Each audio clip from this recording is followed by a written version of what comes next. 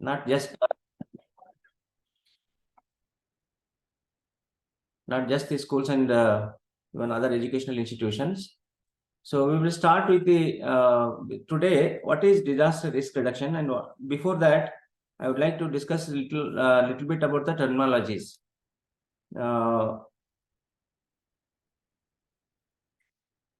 Let it be more interactive. I request all of you to speak also one by one, so that we will be making it more interactive. So we will not be knowing otherwise whether we are understanding or not. So let us start with some few terminologies. What is disaster? Before that, otherwise, we will not be able to follow the other inputs. So we will discuss a little bit about the terminology like disaster. What is disaster? What is hazard? What is risk? What is capacity? And what is the mitigation, preparedness, and other terminologies. So I start with what is disaster, and in this slide you may be seeing this, why disasters are increasing. You can see here there's some circles are there. Occurrence by disaster type 2020 and between 2000 to 2019. Between 2000 to 2019, an average of how many disasters happened there between 2000 to 2019? About 368 disasters happened across the globe. In 2020 alone, how many were there? In average of 389 disasters happened only in 1 year. And subsequently in 21, 22, 23, it is increasing actually. So this is the report of the recent global disaster report, which says that flood, particularly hydrometeorological disasters like flood, cyclones, heat waves, something like that, storms, are actually increasing in the recent times. You can see in the circles 201 and 163 to a maximum number of disasters that have happened in 2020 are attributed to hydrometeorological disaster or water and climate related disasters. So this indicates that we are actually going to experience more number of disasters in the days to come. The reasons could be climate change impact, because hydrometeorological disasters are mainly attributed to as a result of global warming and climate change. So the cyclones, storms, cloud burst, all these are happening increasingly in the recent times, and in the days to come also we are going to experience them. So this is the status of the global disaster scenario. So in this, I have written already many terminologies there: drought, earthquake, extreme temperature, floods, landslide, mass movement, storms, volcanic activity, wildfire. Most of these are all naturally happening, natural disasters. But they are also, in the recent studies, they are natural as much as man-made also, some of them. So no disaster is like, excepting maybe earthquake. Many of these disasters are even volcanic activity, few of them, excepting them, most of them are attributed to even man-induced reasons also. So if you classify the these disasters into different categories, we can classify them into 5 important groups. Other disasters are not written here. This is a global report actually. We can classify them into 5 groups, 5 classifications. So we can classify, like, the geological disasters. What are the geological disasters? Geological disasters, maybe earthquake among them. Earthquake is, and then landslides. So these are the 2, volcanic activity also. These are the geological disasters. If you classify them hydrometeorological, I already told you, flood and storms, heat waves, drought, they are coming under the water and climate or hydrometeorological disasters. What is the third one here in this? It is not written here, but biological disasters. Biological disasters COVID-19 was the major disasters across the globe. Similarly, we are experiencing many such disasters very recently, like lung skin disease for the cattle in Karnataka, and we have locust immunes, and we had many other chikungunya, dengue, all such type of disasters coming under the biological disasters. What are the other types of disasters then? Chemical disasters can also be expected. There's a major disaster like Bhopal gas tragedy of 1984. You can remember what had happened there. So that is any disaster arising out of chemical industries, nuclear radiations, or any poisonous gases emanating from these industries would result into major disasters. So we call them as chemical, industrial, and nuclear disasters. So these four types of disaster, other than these four types of disasters, we can put them into fifth category. That is accident related disasters, which you can put any disaster, like if something happened in school or college, like building collapse, or fire incidents in the schools, colleges, that is urban fire or rural fire or forest fire, wildfire, whatever it may be, stampede related disasters.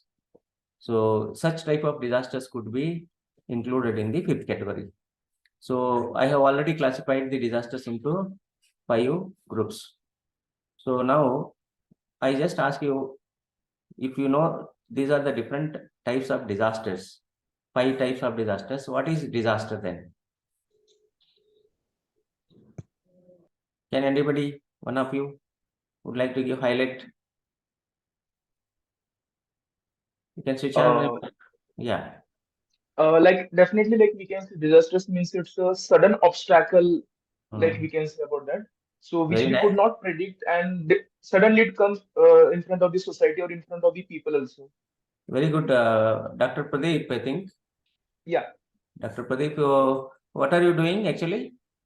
Yeah, I'm an assistant professor at University of Mumbai for the subject of political science. From Maharashtra, Yes, Mumbai? Mumbai University.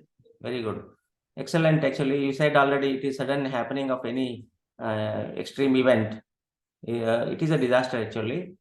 So according to the anybody else would like to add or delete from add anything value addition to this? Any Sir, other professors? sir, it's a Yeah, grave occurrence affecting any area by very good. natural or man-made accidents. Very good. Very good. So it is a grave occurrence of any such situations. Okay, good, madam. Indumati madam also told about that. You added that both of you are correct actually. But as per the Disaster Management Act 2005, we have a Disaster Management Act 2005 on December 2005. The government of India has enacted Disaster Management Act. Please remember, there is a Disaster Management Act in India now. So according to the act, what is the definition of disaster? So we have to go by the law, and therefore, according to the law, I just want to define any calamity, catastrophe, mishap arising out of natural or man-made causes, or by negligence, or by accident, resulting in large-scale destruction of properties, loss of life, degradation of environment, and is of such a nature which is beyond the coping capacity of the local community of the area. So this is the legal definition of disaster according to the act. So if anybody asks, you have to tell this definition only, because in India we are following this definition even for declaring the disaster. If the district administration has to declare the disaster, they go by the definition. So in the definition, what it says, if any incident which is beyond the coping capacity of the local community, that means they are unable to manage it with their own resources, like manpower or the machine, materials, money, if they cannot manage it properly, they depend on the higher level governments, like district administration. If it is a gram panchayat, the district administration requests the support from the higher level government, like state government. If the state government is also unable to manage it, they will go for the support from the central government or the international support. So these disasters are classified accordingly into level 1, level 2, level 3 types of disasters. Level 1 means the disaster which requires the district administration support. Level 2, it requires this support from the state government. Level 3 types of disasters will be requiring the support of national and international support. So according to the National Disaster Management Authority of Government of India, disasters are declared based on these 3 levels: level 1, level 2, and level 3. Okay. So you understood what are the classifications, what are the levels of disasters, and what is the definition of disaster. What is hazard now? Anybody would like to say something about it? What is hazard? You know the definition, disaster now. What is hazard? Anybody?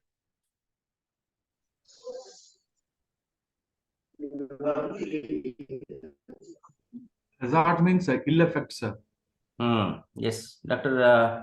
Vikram. Vikram. Yeah, good. That is any ill effect. Okay, good. Anybody other than this? You can switch off, sir. Any danger, sir? Any danger or risk? Very nice, very nice. Is that Madam Rajashree? Loss of human life. Yeah, good. Jai Kumari, Dr. Jai Kumari. Yeah. You're Through right, actually. chemicals. Anybody else? Through chemicals, sir. Yeah, Occupational chemical. hazards. Yeah. Any dangerous chemical is also a hazard. Very good, very good. Dr. B.R. Jai Kumari. Good. So what you are all correct actually. Anything it may be, any phenomena which poses danger to the community around it. So that is what is known as hazard. Okay. I just told you there are 5 types of disasters. Do you think there are 5 types of hazards also? Yes or no? Is geophysical. Yeah. No, what I'm saying is you just now classified disasters into how many types? 5 types. 5. Geological, biological, Yes. chemical, industrial, nuclear, Yes. and then hydrometeorological, and the other accident related disaster. 5 types of disasters were already classified. Do you think if there are 5 types of disasters, there are 5 types of hazards also? Yes or no? Yes, sir. Yes. So there will be 5 types of hazards also. If there is a chemical disaster, there should be chemical industry like Bhopal gas tragedy. Like recently there was during COVID time, Visakhapatnam, there was a chemical disaster. So there was an industry there which was not in order. So that type of thing. If there is a hydrometeorological disaster like flood or cyclone or some inundation around that area, there should be hazard. What is the hazard there? Excess water coming either from the dam or due to release of water, sudden release of water, like Koyna reservoir, which is releasing water often without giving information to the neighboring state. What happens is there will be inundation in the areas like Belgavi, in border areas in Karnataka. That is also a hazard. It may be a resource, but it is also a hazard. Similarly, there is a road leading to accidents. That particular spot is, we call it as hazard because frequently accidents are happening in that spot only. So that is also called as hazard. So hazards can be of even the areas which are vulnerable to diseases, particular areas. In a city like Bangalore or Mumbai, some cities, some pockets of city are always vulnerable to certain diseases.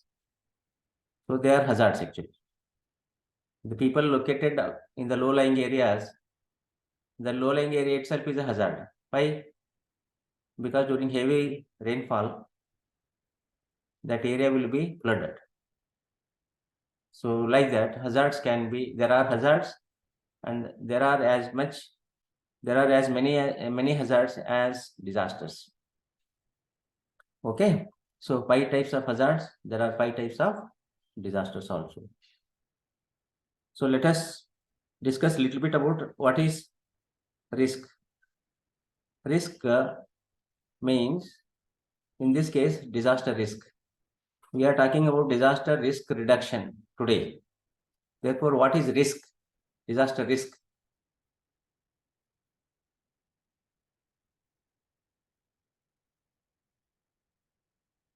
Is there anybody who could give some light on that?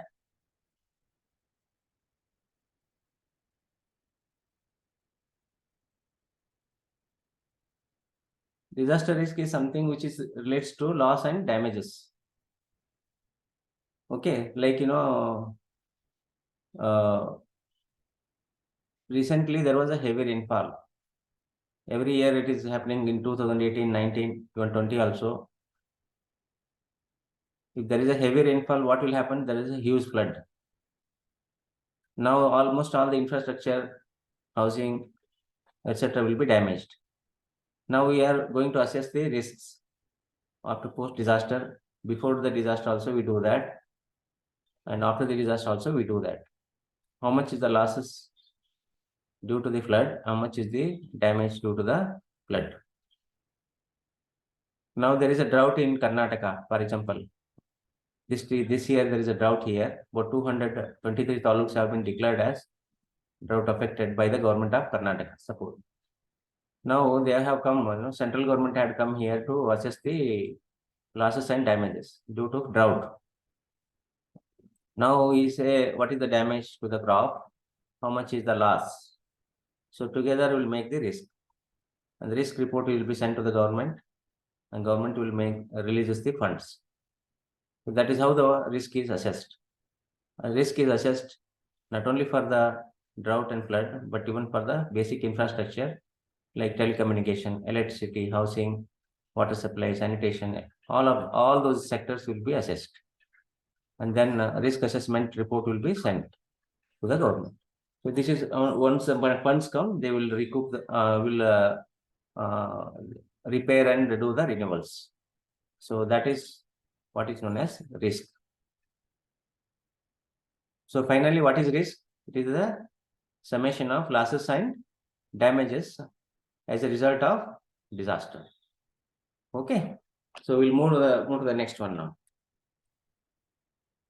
So particularly in schools and colleges, what are the man-made possible disasters in colleges and schools? So I have made some list, made a list here.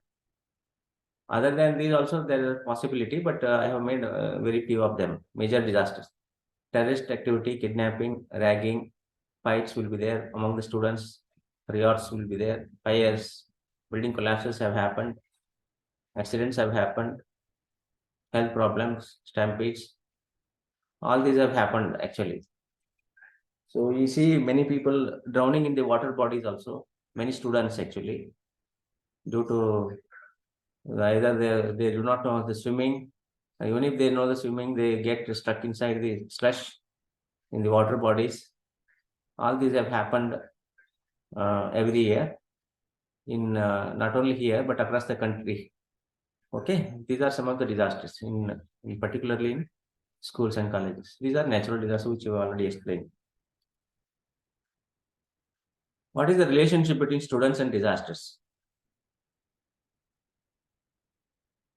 During any disaster, like with reference to COVID only, many other such like flood, cyclones, we see the close family members and friends dying. So that is very, very psychological impact on the students actually. Lack of emotional security will be a problem. Struggle for food and shelter, other amenities as a result of disaster. Loss of familiar environments. Many times these students will sit idle with schools being suspended, unable to comprehend and express themselves. All these problems will be there with the students. For example, in Kodagu recently, there was a disaster there, like landslides and floods. Schools were closed for some time. So students were suffering.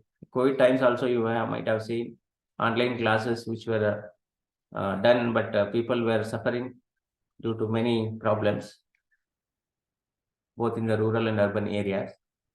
You can see what kind of impact will be there due to these disasters on the students, particularly on the students. Physical impact will be definitely there. Deaths will happen. Injuries will be there. Some students may become disabled. What are the educational impact of disasters? They may lose documents. Many students will become dropouts. Dropouts will be there, increasing dropouts from the schools. These are the major impacts of disasters on education. What are the economic impacts? So many parents will migrate to other cities because they may lose livelihood activities there in the local areas, their home places. Therefore, they may migrate to, for example, in drought situation, many villagers will migrate to cities like Mumbai or Bangalore, Mangalore, etc. So as a result, there will be a lot of other issues on the children. Children dropouts will also increase. Psychologically, they will be suffering. So they will be dropouts also. And rehabilitation will be a big problem. During any disaster, it requires a lot of money, both rehabilitation and reconstruction, because it's a long-term process actually, which needs huge investment also. For the government, these three are very, very important, but psychological impact is not understood by anybody. Many times this is ignored. So students will be reluctant to study. They will be either they will be angry, or they will be sleeping, or they will be too silent, or they will be expressing too much, crying. All kinds of problems will be there in the students. So all kinds of learning disabilities will come up during the disasters. So this is the psychological impact of disasters on the students. So these are the basic impacts, important impacts, but there may be possible that other impacts will also be there. So these are the main impacts of any disaster. You can see here how the students are expressing themselves. These are the emotional expressions of students during any major disaster. This is online class, you're sleeping there. Here also. See how the students' expression is seen there. And impacts of disasters will be different in different age groups.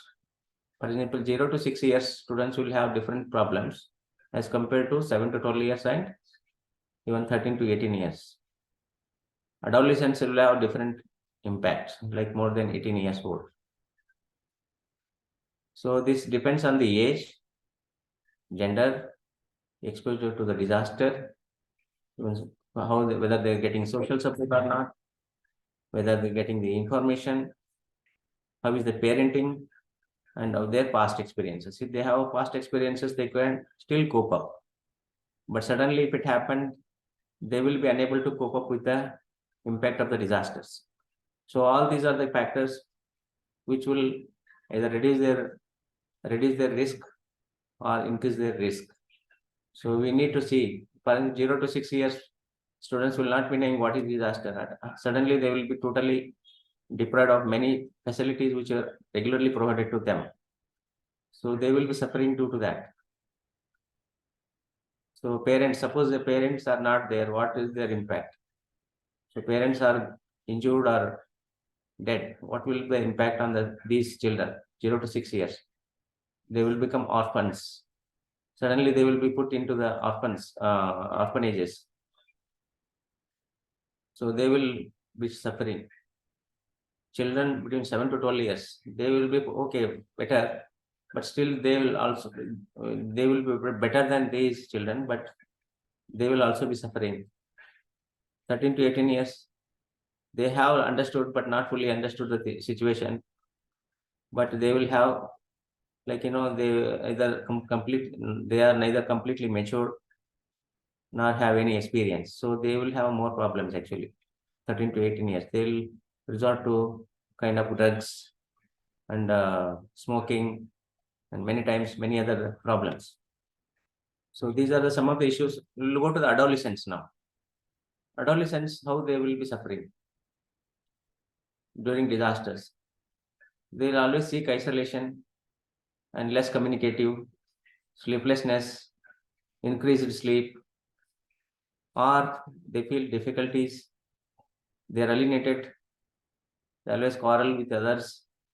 They do not want to mix with the friends, dropping out of the school, increased risk-taking behavior, increasing substance abuse, and then avoidance of trauma. So all these, along with the aggression, fights, destruction, arguments, feeling of helplessness, feeling of neglect, isolation, disobedience, the parents' authority, trying to get involved in the activities to get a sense of control, and then behavior problems, aggression, lying, stealing, depression due to loss, guilty for not being able to do enough or for having survived. So these are some of the expressions which we have identified during COVID-19 and major disasters like cyclones, etc.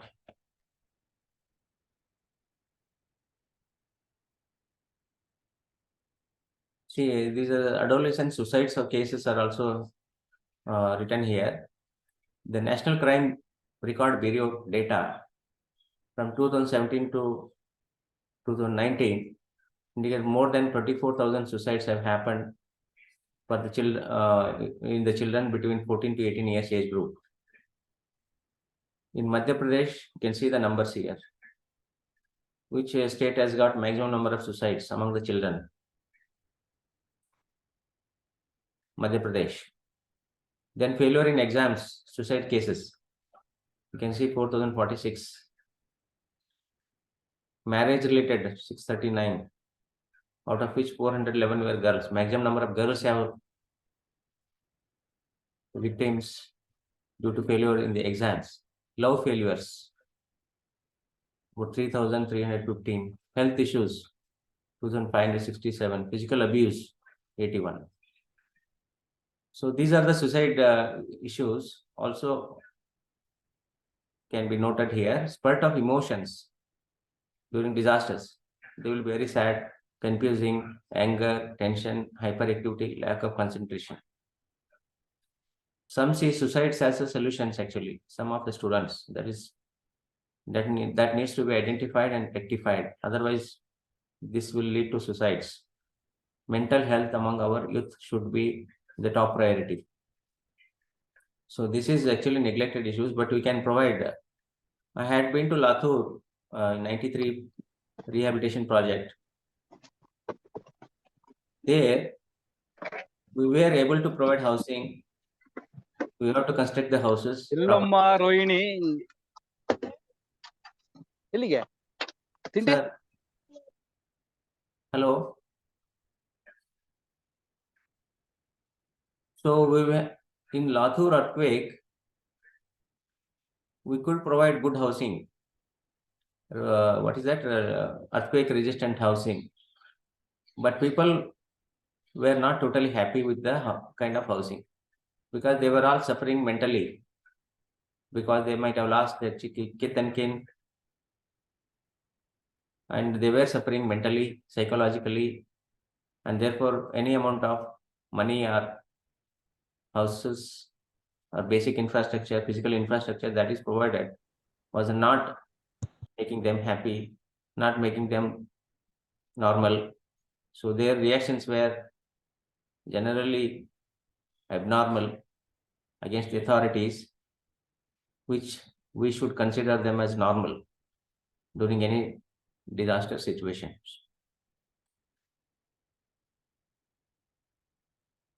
I just want to discuss this case study. One small case study during COVID-19. One girl, it is a case study of a girl. What happened during COVID-19 and how it has affected her life. You can see here, it reduced her interaction with the parents. She was not at all speaking to parents, grandparents. She used to get angry soon. Or being asked to eat or do other studies whenever parents ask her to eat. She used to get angry. She wants to go out to meet only her close friend, feels bored, unable to do her studies, cries when asked to follow her daily routine, refuses to eat food on time. Parents tried all options, but there was no change in the child. So any amount of guidance, any amount of consolation by the parents was not helping this girl to come to a normal situation. On assessment, what was the reasons for that? She has only few friends because of the COVID-19 situation. Doesn't take part in any extracurricular activities because she can't go out. Doesn't share her feelings, problems, issues with others, including her parents. Lacks communication skills. She has become almost introverted. So these are some of the impacts of that girl. Similar was the situation of many girls, many students during COVID-19. We are discussing about disaster risk reduction. This is the risk here. You can see the triangle. At the center, we have disaster risk. Risk is arising out of what? These three elements. Okay. What are these three elements which will lead to the risk, disaster risk?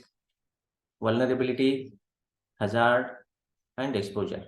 Vulnerability means susceptibility to the impact of disaster.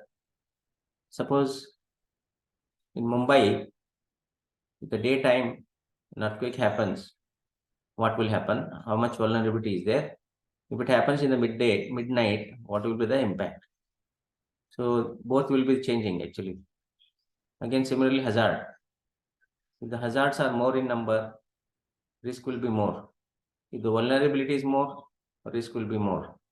If the exposure is more, risk will be more. Exposure means number of people exposed to the hazard or disaster. Properties that are exposed to hazard or disaster. If it is more, then risk will be more. Actually, it is a sum total of vulnerability, hazard, and exposure. So we can define disaster risk is directly proportional to vulnerability, hazard, and exposure, and inversely proportional to capacity. Capacity term is not written here, but you can always see that capacity is the preparedness levels of the schools, colleges, or district administration, or the state government, or any department, any institution like that. Capacity includes the trained manpower for managing the disasters, the materials available for managing disasters, machineries, and then money. So, for example, I'll ask you what is the capacity of your college for managing disaster at present. Suppose a disaster happens, or a bomb threat comes, or a fire incident happens, or an earthquake tremor is there in the college where thousands of students will be studying.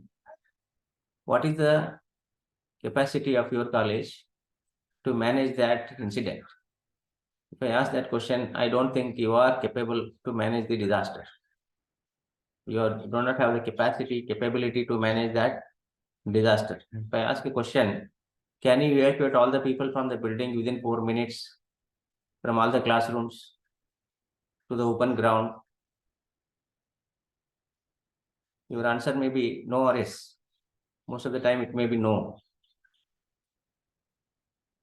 Because you are not doing any mock drills regularly. Mock drills means you should see whether it is possible to evacuate all the students, teachers, entire community from the building within 4 minutes. Because 4 minutes, they have fixed it.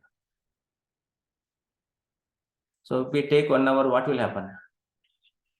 If the bomb threat is there, if you take 1 hour, then there will be problem.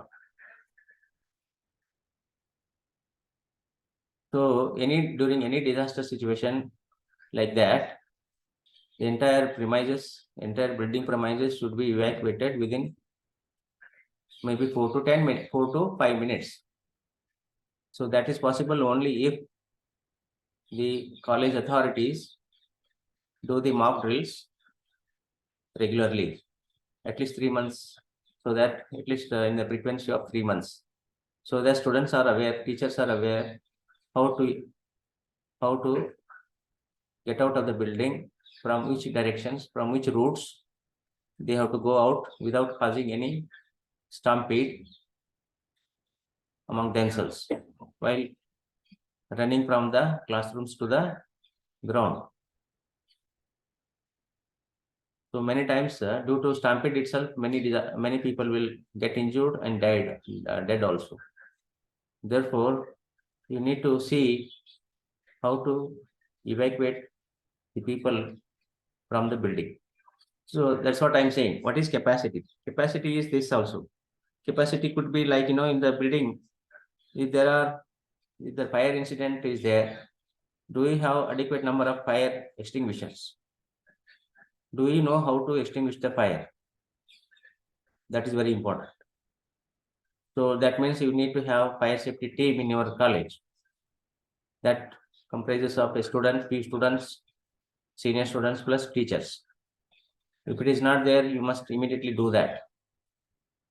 Suppose during sports events or during any other event in the college, due to stampede or something like that, so some injured students are there. Suddenly some injuries are there. Do you have any sort of facility in the college to give first aid? You should have a first aid room. You should have a first aid team in the college, so that first aid is given before the ambulance comes. Because if you are waiting for the ambulance to come, then students might be having some serious issues. You need to look into all these things. That is also comes under capacity. Do we have stretchers? Do we have ropes? Do we have a battery operated or a kind of generator in the college premises? Do we have any sort of contingency plan in the school? Do you have any mitigation plan for your college? Mitigation includes when retrofitting of the existing building, which is considered as weak, which has developed some cracks in the walls, roofs. If there is any seepage, dampness in the school, college premises, there is overhead tank which is seeping, causing some.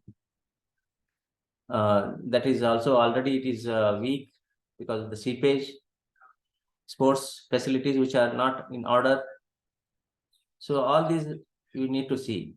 In the college, there should be a proper plan in place, disaster management plan in place, both preparedness, like preparedness plan, mitigation plan, and response plan.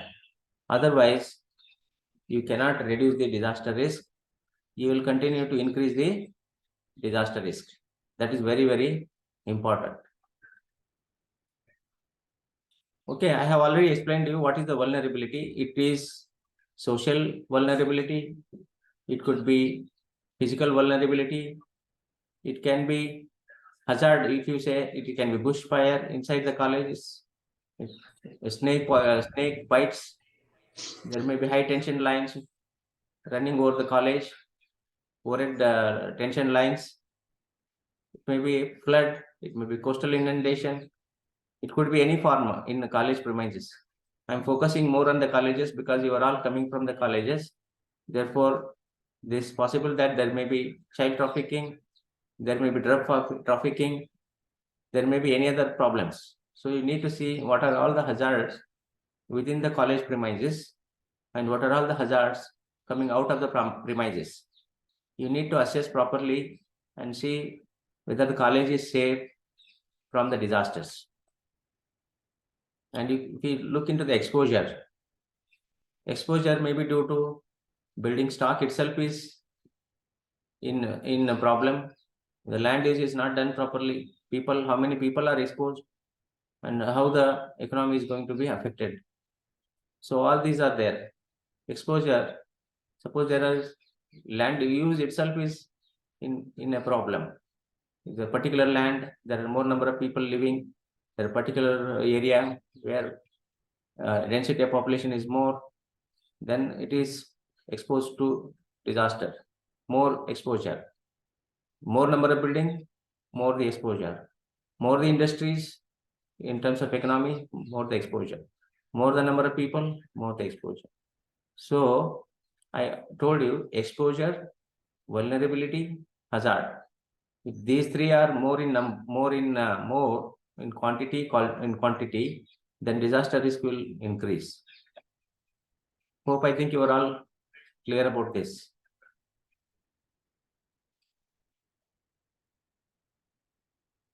You can see here one incident which happened in Tamil Nadu. Tamil Nadu Kumbakonam incident in a school. About 93 children were burned to death in this fire incident in a school. After assessment, we came to know that the building was thatched roof, and many died of suffocation because they were not knowing do's and don'ts. No proper medical care, and the local hospital was not prepared at all. The school didn't have any school preparedness plan. The children were unaware of the do's and don'ts.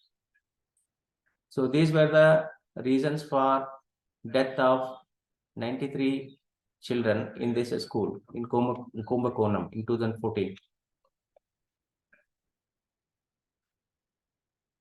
Even simple fire safety guidelines are many times we ignore. So how to escape from the fire? There is a fire incident.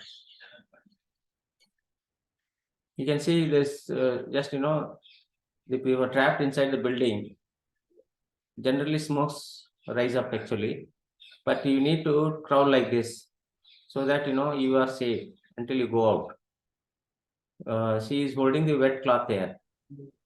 So these are some of the tips. Suppose there is a burn injury to your hand or something, some portion of your hand.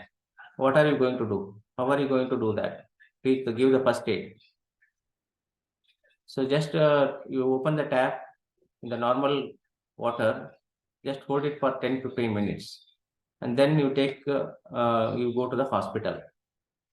That is a simple tip, but many of us apply some other medicines. It's not medicine actually, turmeric, this and that, so many things we do. Sometimes people will apply toothpaste also. That should be avoided. For minor burns, hold the injured part under the cold water for at least 10 minutes, which I just now mentioned.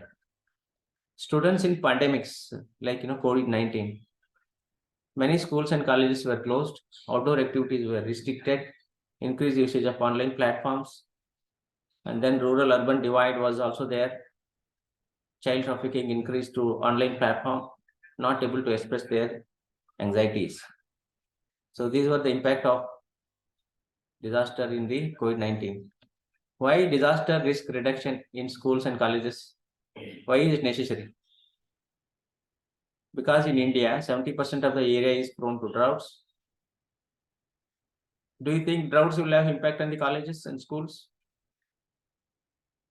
Definitely, because during drought situation, many of the people, farmers and marginal farmers, poor farmers will migrate to other places. So as a result, children will be dropped out.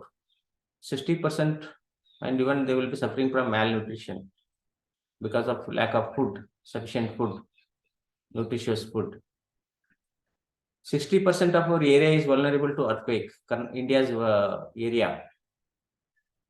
12% to floods and 8% to cyclones. And you may see 34% of the total population of the country are school going age.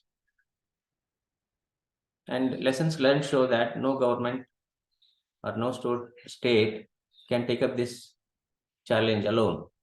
So all of us should work. Even here in Mysore, there is a heritage college in Mysore. You can see this, if I don't know whether it is going to be. Can you see this? Yes, sir. Yes, sir. We can.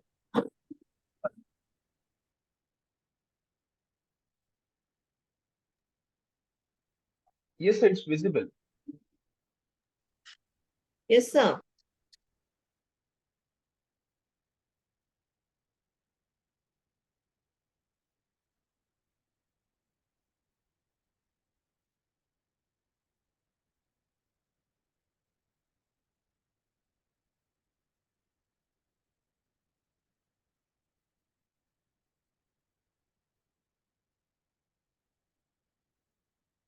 Could you see that this one? Yes, sir. We can Yes, sir. see. Yes, sir. It's Very good. visible, Thank you. sir. You could not see the video? No, not video, sir. Just only picture. Okay. I think video is not visible there. Yes. I think I have to share it again. I'll just go there and again share it.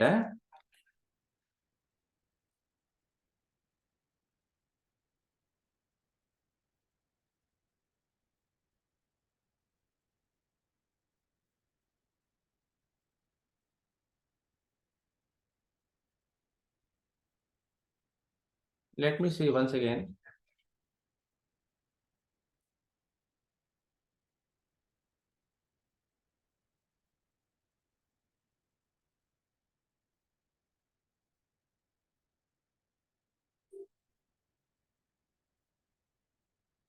Anyway, I'll show it later. Once next hour. I will Okay, be sir. showing it. Now it is time is not there, so I have to take that video there. Then only it is possible to show it to you. This photo is visible to you? Yes, sir. Visible. Yes, sir. Yeah. He can see here only. See how the trees. This is a big school actually, college actually in the city here. You can see how the trees are grown inside the walls and roofs here. Can you see here? Can see here. Terrace also there were Yes. many leaves which were not cleared. Recently there was a heavy rainfall last year in Mysore and places in Karnataka. So that time it collapsed like this. Just one floor, top floor has collapsed. It was a chemistry lab actually, but no students are not there at that time. They were not there. Therefore, they were all safe. So, what was the reason for collapse of the building? It was later on, based on the assessment, we came to know that these trees roots were inside the walls and roofs. It was not maintained. Water was there on the terrace for a long time, and complete dampness took place, and this collapsed actually. So, what does it say? It says that this this is a heritage building actually constructed long ago. It is name is Maharani's College in Mysore. So the reasons for collapse you already told you. So it was not maintained regularly due to trees, roots, etc. which been grown there. Even water was there around the college premises, in this college premise. So this is the problem. You can see here how haphazardly things are here. You can see that around the premise. So we went there and we saw that entire campus, that building also, that it was not maintained at all. Finally, government has given some money very recently, last month, and there's going to be reconstructed this entire building. Imagine if students were there inside the building that time during the collapse, what would have happened?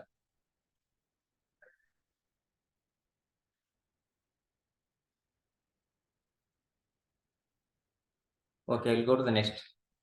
Schools and college disasters. Meal poisoning happened in Bihar, where 23 students died and a dozen of them fell sick. Rajasthan, 3 students, including a 5-year-old, were killed after heavy rainfall. This is in Tumkur here in Karnataka, how the collapse school. Just in 8 years of construction, after construction, the building had collapsed. Part of the building had collapsed. College. Bangalore, this circus tragedy still in the memory because students took the permission from their parents and teachers took the students to the circus. On that fateful day, this accident happened, fire accident in the circus in Bangalore in 1981. 70 children died in that circus. And post-disaster, parents were suffering even for a longer time beyond that incident. High emotional stress, like one bank manager was there, and he was always telling that it is because of my permission to my son to go to the circus, and he has now he is no more. That was what the reaction was even after 3 years. So he was always suffering there. Follow-up support to the families. Even it was given, but it needs for a longer time actually for the parents who have lost their children. Home-based care through simple emotional support is also very, very necessary. Psychological support is necessary. Mental care is necessary for the parents, for the guardians, caretakers. Otherwise, it is the caretakers and parents who will be suffering more than the children themselves. So this is the problem in disasters.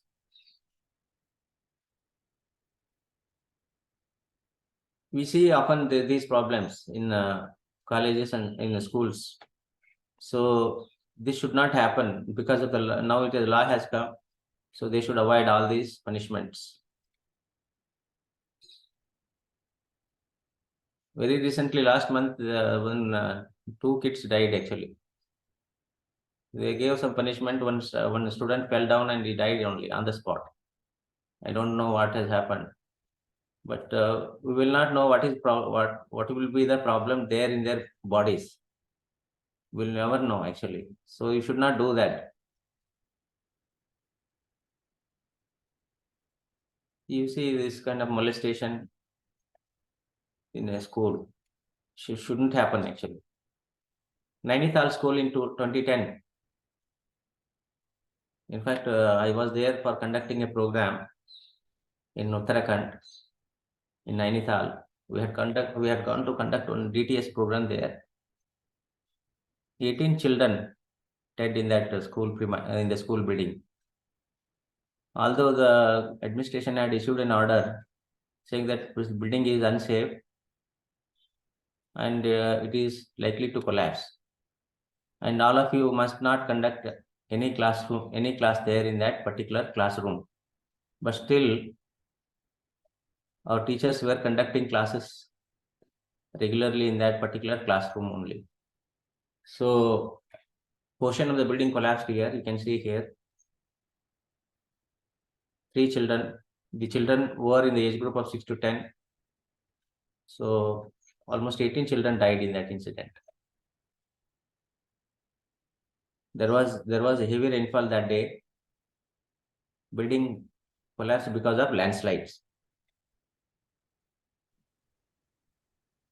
You can even uprooting of trees led to death of this child inside the school premise. This is also, we should say that such a trees, old trees, etc. need to be either trimmed or removed.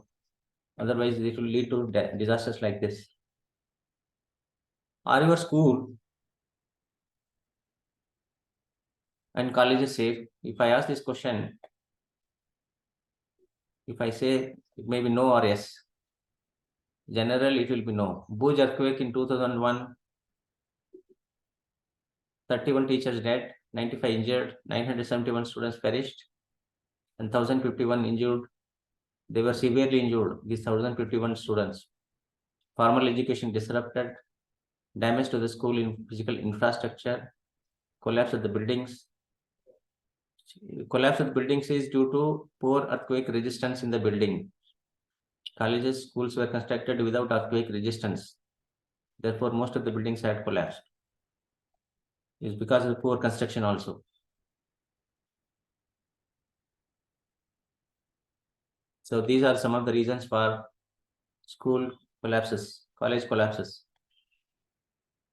In China, if you see, this is in China actually, in Tangshan, 900 students became victims of the earthquake. All 900 students were trapped inside the building and they died. According to them, the construction of the school building was poor, which escalated the death toll.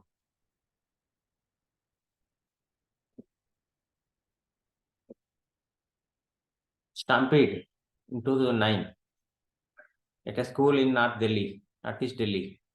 The stampede left at least 5 dead and another 24 hurt. The stampede was triggered by rumors of an electrical current passing through building after a short circuit. Just a rumor has led to such incident.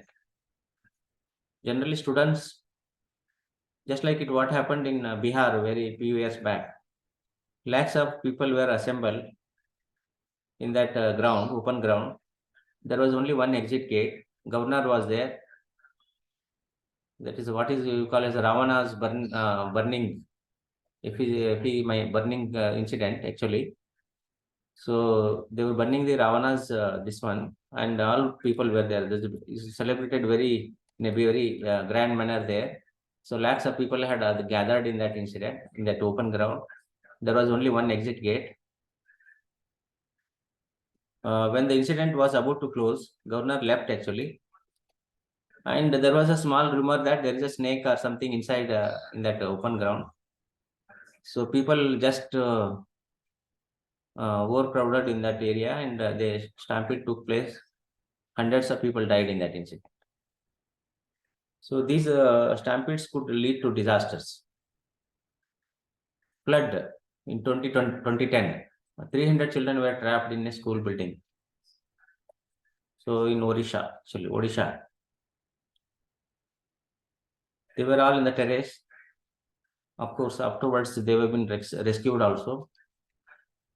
Why these schools are unsafe? This was the Supreme Court issued guidelines in 2007 because many of the school buses are not safe. Either the driver is not safe, not a skilled person, experienced one, or the school bus itself is not in good condition, or they are not taking care of the students in the school bus. These three factors led to the bus accidents in Preet Vihar in East Delhi. The driver of the bus fled the scene after the incident. It is mainly because of overspeeding of the bus. Driver was at fault actually. So what happened? Then Supreme Court issued guidelines saying that all buses, school buses should be painted with word school bus on all sides. Students should not exceed the seating capacity.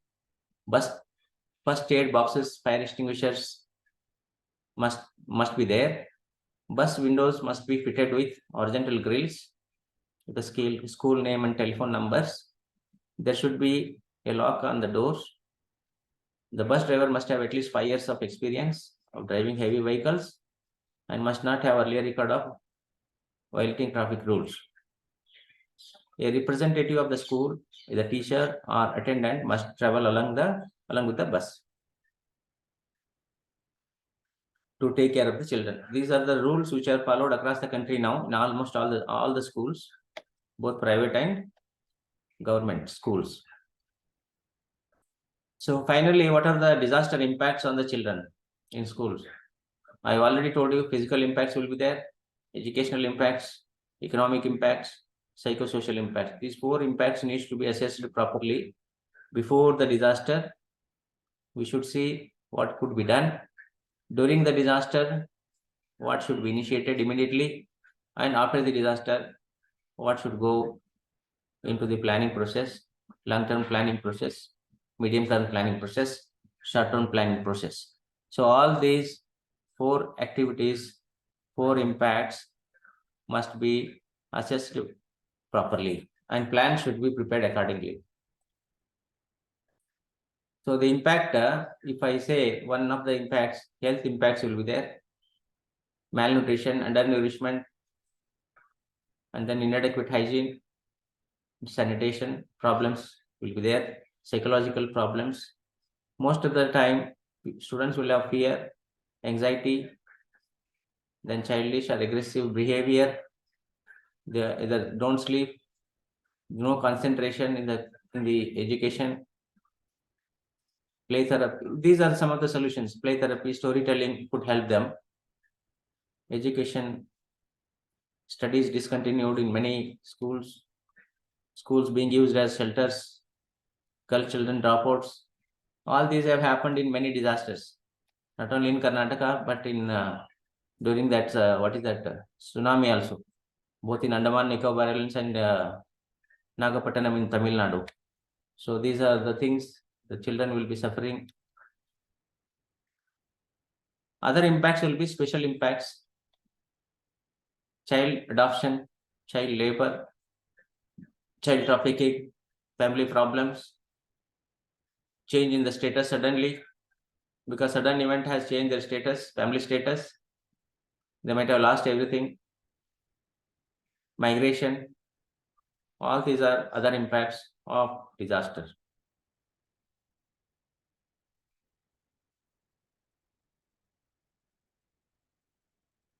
And this particular target group will be the more vulnerable. Why?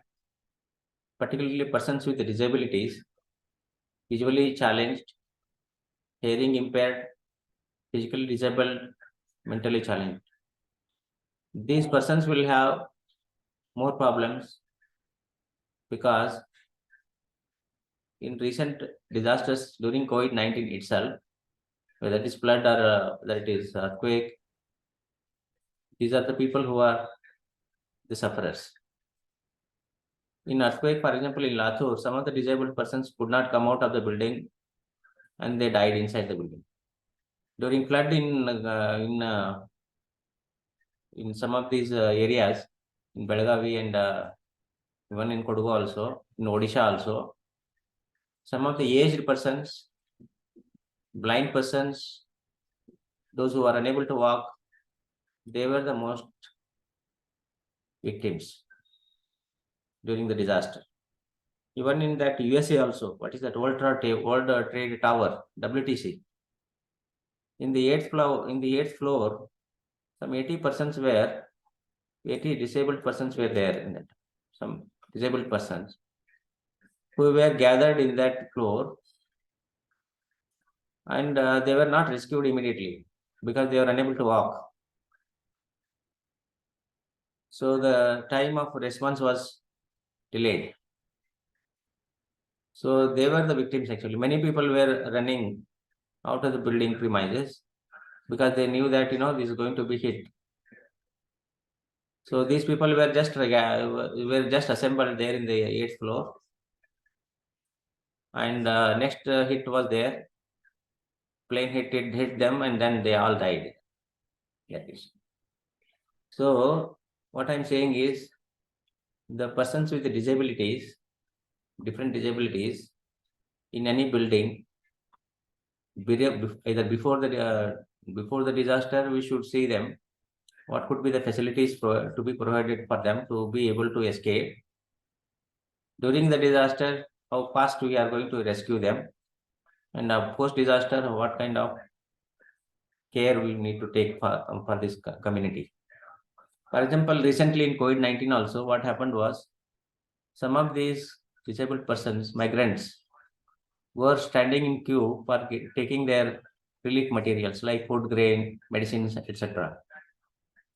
If they are standing along with the other normal persons, what kind of management we are doing? In many buildings there, in the relief shelters, there was no ramp. So they were unable to move from the building or coming inside the building.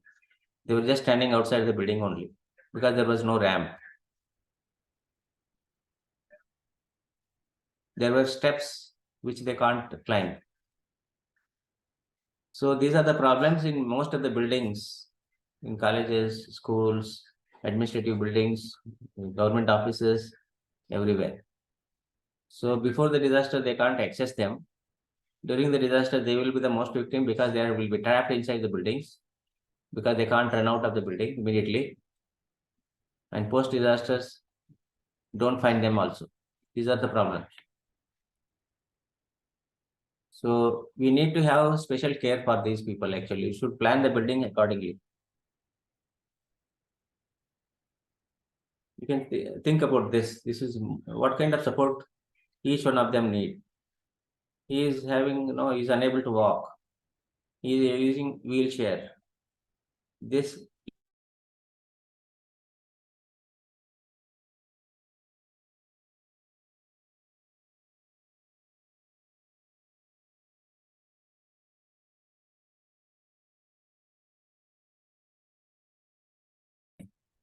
what are their needs? For example, this person may need ramp. This person also may need ramp. This person may need different facility because she has a child. There may be a pregnant woman who needs some special care. There may be an aged person who is unable to walk. He or she needs different facility. Even in the relief shelters. Relief shelter means what? Post disaster, we evacuate the people into the relief shelter and provide them facilities free of cost by the government. So we don't need to neglect them actually, because this is the most vulnerable group in any disaster.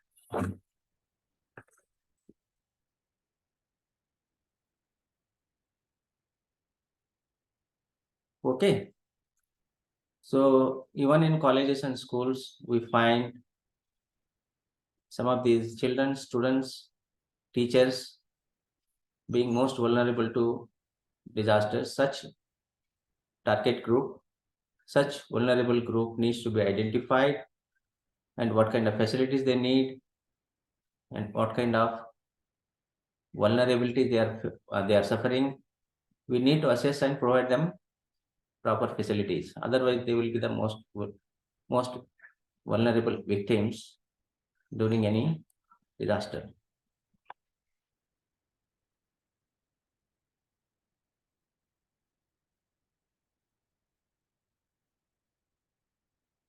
NDMA means National Disaster Management Authority.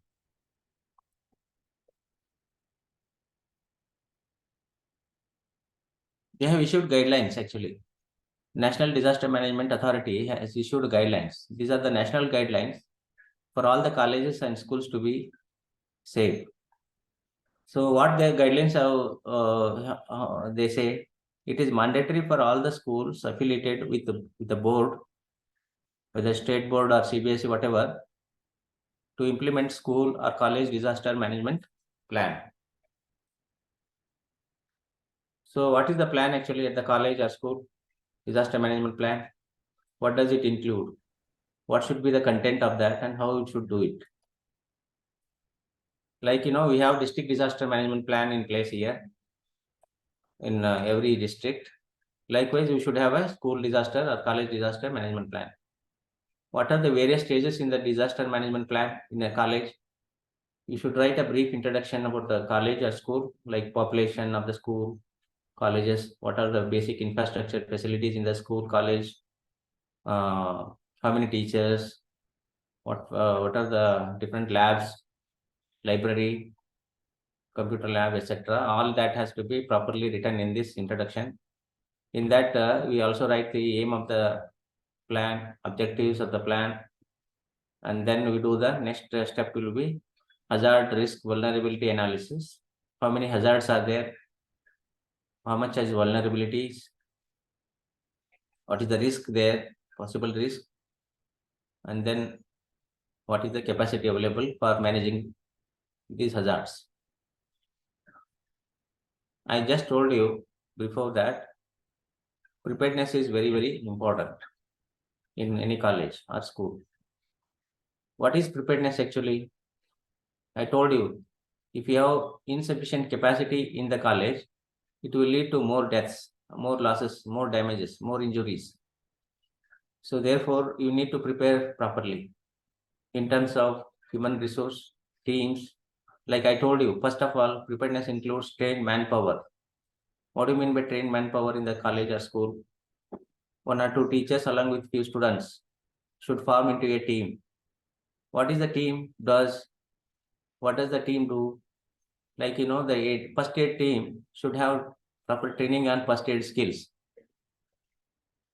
so that they continue to provide first aid to the injured teachers or students. Search and rescue team, what will it do? If you get that proper training from the fire service department or police, you will be able to manage your school yourself. What do you mean by search and rescue? Search and rescue means if some students are trapped inside the school, you can search them and rescue them. If they are on the terrace, how to rescue them? So if you have got your own team, you can do that. If you do not have your own team, you will depend on the police or fire, civil defense, home guards, and until they come, you will be waiting for them to come. So that is the problem. I told you there should be a mock drill team. What do you mean by mock drill team? Like physical education teacher will be there, NSS, NCC teachers will be there. Some students will be together, make a team on mock drill. What they will do? Every 3 months or 1 month, every month, they will organize a small mock drill for about half an hour or 1 hour. See that how the students are evacuated from the building within the shortest possible time. That is one part of the mock drill team. Suppose there is an earthquake is to happen. What are the protocols to be followed? Suppose a fire incident happens. What are the protocols to be followed? Like that, different mock drills need to be conducted by this mock drill team, taking all the students as part of the mock drill, teachers and students as part of the mock drill. So that, such, I am saying IEC team, what they will do, IEC team? IEC means information, education, and communication. Information, education, communication team, what they will do? Maybe 1 or 2 teachers plus another 3-4 students together will form IEC team. What they will do? They will prepare do's and don'ts. They will organize essay competition, drawing competition on different disasters, prepare some pamphlets. They will do some essay competitions, street plays, dramas, singing competition, etc. So that, all students and teachers are aware of those do's and don'ts. Otherwise, people will not be aware.